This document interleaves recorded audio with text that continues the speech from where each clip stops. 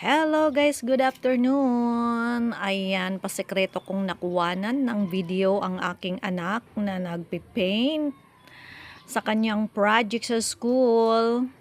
Dahil ayaw niya ng video at picture, kaya sekreto ko siyang pinakuwanan ng video. So ayan, nagpipaint po siya ng bundok yata yan.